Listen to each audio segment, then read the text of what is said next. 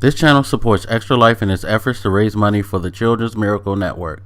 For more information about how to donate and join in their efforts, go to the link displayed here. Extra Life. Play games, heal kids. What up, everybody? This is your boy Black Megas, and been doing a couple of videos about some misinformation and just ranting on my feelings about the current state of gaming. I stay true to my word. When I say that I do not like to give misinformation, I will hold myself to that too. I have no problem being called out, but I'm calling myself out first. So some of you may already call me out before this happens, but know that I realize that I may have said something that's not necessarily true. First of all, as far as 4K native gaming on the PS4 Pro, I thought I heard them say that it could happen there, but I've been seeing more articles saying that Sony is even kind of confirming that no, it's not going to be true native 4K on that system. Fair enough. I'm going to post the articles.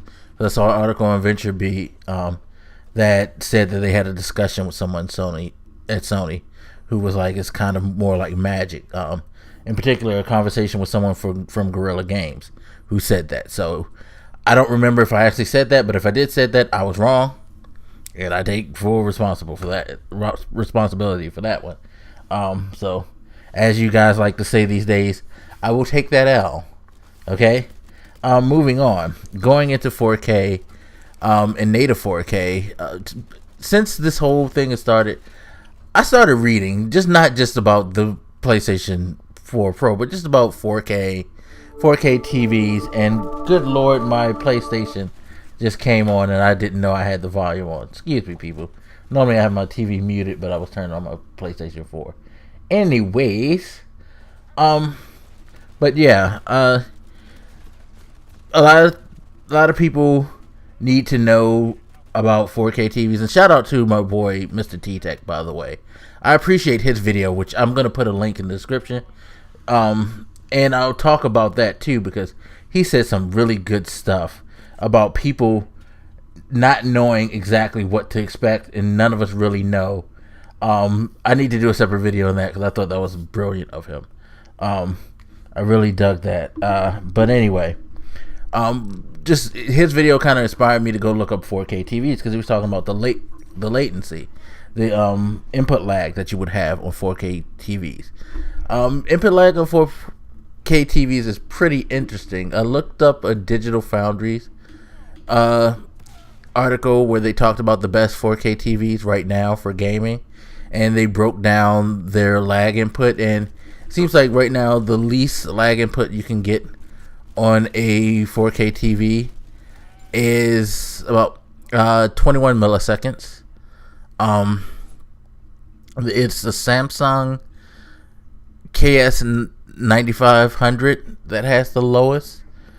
It looks like it doesn't have HDR support though, so that may be something that helps. Anything with HDR support, it looks like 41 milliseconds is the lowest, or what's their low? No, 31 milliseconds is the lowest game lag. So that's important, because I know a lot of you guys out there are looking to get into this now that we're going to have the Scorpio and we're going to have the PlayStation 4 Pro. I will never get that right. I don't know why. Anyway, you can do it on PC as well, but again, going back to what I've stated several times and what other people have said many times, that true native 4K gaming isn't here yet. Rendering at that quality is just hard. You'll get a few games that can do it, but it won't be something that's going to be prevalent. And even then, more than likely, what you're going to get out of the 4K whole experience is a lot of upscaling to like 3180, things like that. Stuff to make sure that they can have a really good visual quality, but a very good experience. It's going to be dicey for a while. It's not going to be something that's going to jump out the box. Whereas, again, Remember how during the 360 PS3 era, 720p was the norm in production for performance, and then there were games that would go 1080p, but it wasn't like 1080p dominated the HD era of things. So you guys just have to keep that in mind. Now, as far as the TVs are concerned, it's just very interesting that even with this technology being around for a couple of years, it's still not perfected, and it may be a couple of more years before it is perfected. You have to think about like HDR. That's the newer platform that everybody's pushing for, so everybody's trying to figure out how to fully manipulate that.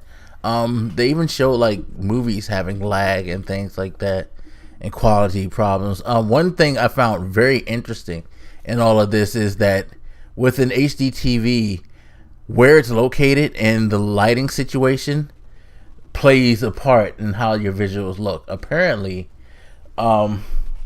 if you have high light coming into the room, like daylight, stuff like that, it'll mess up the image quality of a 4K TV. Things like remember how Sony was playing up this whole look how like in the dark areas things are more vibrant and all of that. Well, if you have a lot of light flooding that source, flooding that TV with that on there, it's not going to look as good. It's not going to look, it's going to look a little weird. So that can diminish your viewing quality, which I found very, very interesting. And it's like, let's go and keep reading about this stuff, because 4K TVs in themselves aren't perfect. Again, the technology behind the games and stuff like that has not been perfected. So to do some research, I'm going to put this article in the description so you guys can check that out. I highly recommend that you start doing some serious research if you are that person who are getting extremely hyped about the 4K thing, because you don't want to put yourself in that disappointing position on this. This is not something that's going to be cheap to get into.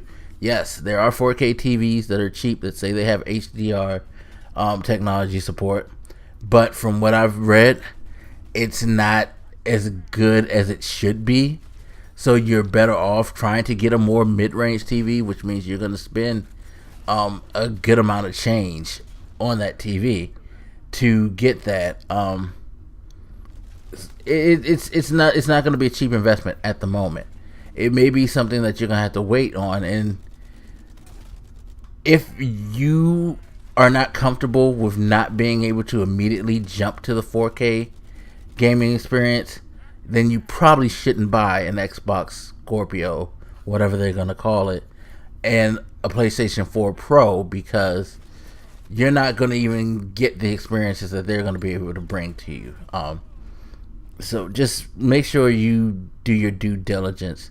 And again, sorry if I did say that it was 4K native, but it's not. It may be.